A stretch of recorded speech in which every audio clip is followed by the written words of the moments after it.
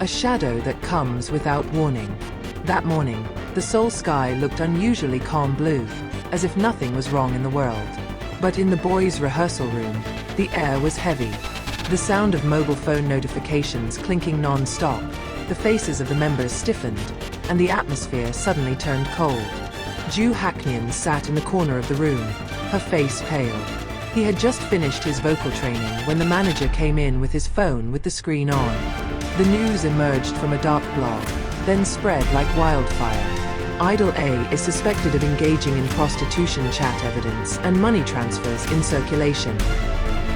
And the profiteer photo? His face. Although blurry, although blurred, the public seems to have set a verdict. I don't even know who they are, whispered Haknyeon weakly. Sunwoo grabbed her shoulder, trying to calm down. Hugh said quietly, "We can definitely explain this." But in their hearts, they all know this is more than just a misunderstanding. It's slander that will scratch deep. Stifling silence. The next few days turned into hell. Malicious comments flooded social media accounts. Some fans demanded an explanation. Others immediately broke the ropes of support. The agency eventually issued a statement that the allegations were untrue and would pursue legal action. But the public's voice is sometimes louder than the law itself. Haknyeon did not come out of the dorm for 3 days. He sat in front of the mirror, looking at himself. Do I really look like that? Such a lowly person? Her mother's phone rang incessantly. He replied in a barely audible voice. "Ioma, don't read anything. They're just misunderstood." But she knows that the tears at the end of her mother's voice are far more painful than thousands of hate comments. One night, he went out quietly to the roof of the building. The night wind caressed her hair. He looked up at the sky as if looking for answers. "I just want to sing. Just want to stand on stage. What did I do wrong?" A heartbreaking decision. That morning, the manager called all the members to a small conference room. The agency has decided to temporarily suspend all group activities, giving the storm time to subside. But for Haknyeon, another decision had already formed in his heart. "Young, I want to talk," he said slowly. All eyes were on him. His voice sounded cracked. "I will retreat." The atmosphere was immediately quiet. Very quiet. "Haknyeon, don't be rash. We will go through this together," said Juyeon. But Haknyeon shook his head. "I don't want the boy's name to continue to be associated with this. They can insult me, but not this group. You are not worthy to bear a disgrace that is not your fault." None of the members could speak. Sanjayan, the leader, just looked down. He knew this decision did not come from weakness, but from love. Tears fell, without a sound. Press conference. The day of the press conference, dozens of cameras and reporters had crowded the room. Haknyeon wore a simple black suit. His face was tired, but his eyes were full of courage. He leaned in for a few seconds, then stood up straight. "I, Ju Haknyeon, stand here not to defend myself with lies, but to set the facts straight. The accusations leveled against me are slander. I have never and will never do anything as disgusting as they say."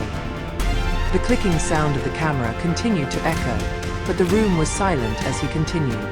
"I've been working with the boys since the beginning. We grew up together. But in order to keep them from being affected by these rumors, I decided to get out. It's not a sign that I'm giving up, but this is a form of responsibility." The cry broke out.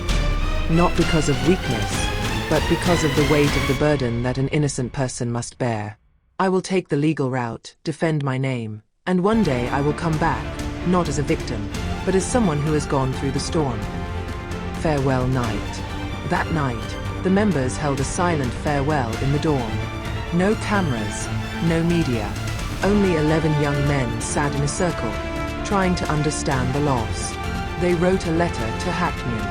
Sunwoo writes, "I'm angry that the world is unfair to you, but I know you'll stand back." Kevin added, "Thank you for protecting us even when you were hurt." Sanjayan hugged him the longest. You never left this family. Remember that. And that evening, they sang one song for him, Spring Snow, a song about a sweet farewell. Haknyeon cried throughout the song, not caring about anyone.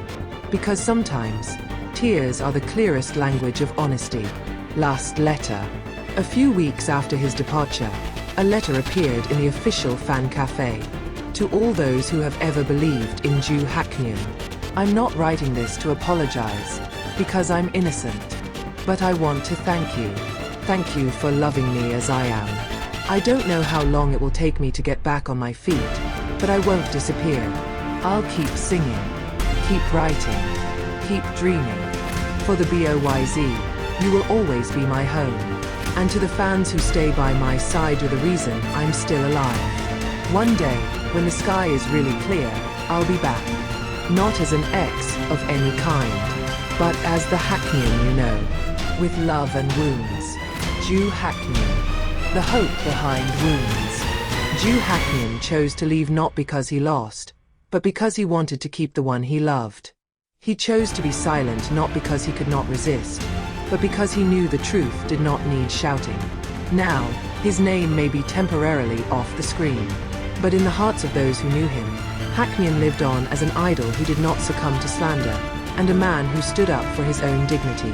And when the world finally opens its eyes, they'll know the truth cannot be erased.